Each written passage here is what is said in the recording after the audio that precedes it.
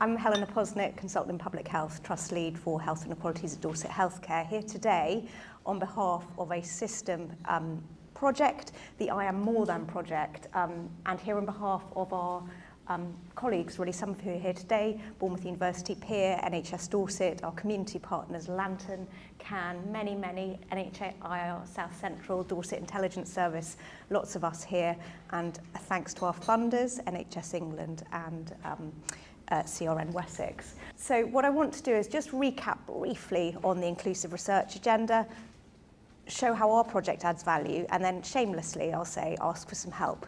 So hopefully that'll give you some thought for questions. So inclusive research, what is it?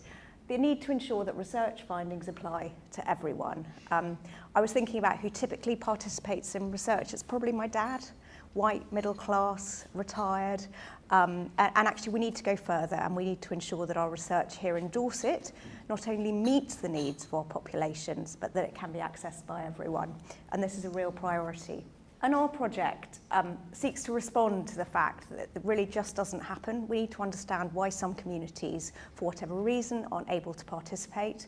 We know that the way we do research is often quite rigid and formal. And we also need to have the conditions for inclusive research, the culture, the leadership, the data, etc. And so our project seeks to respond to that.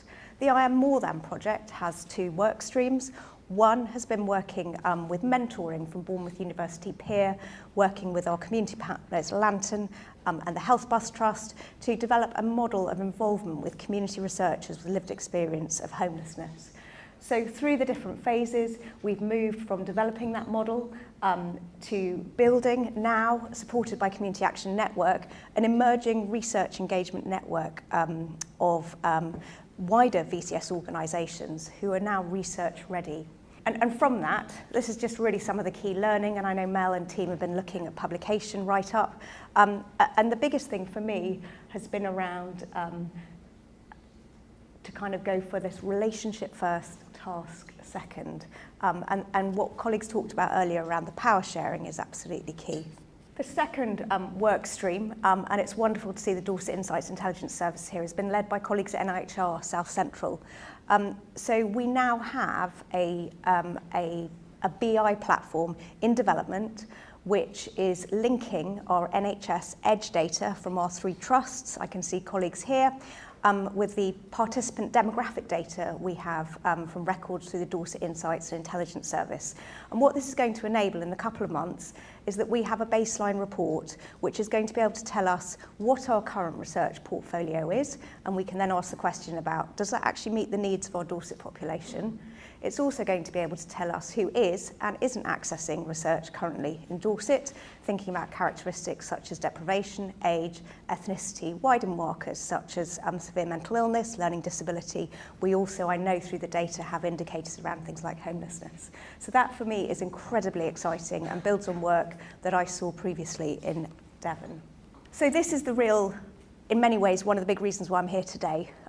We are, like many of you, part of projects, and we know that we need to be thinking constructively about sustainability.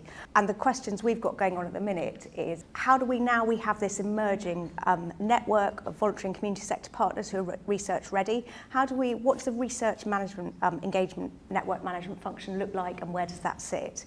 How do we ensure that we've got visibility around the pipeline of research opportunities?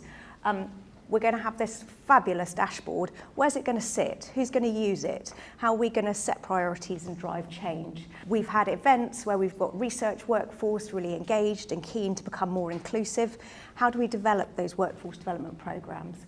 And how do we carry on, absolutely, with the voluntary and community sector, working in partnership as our key bridge builders to enable more inclusive research?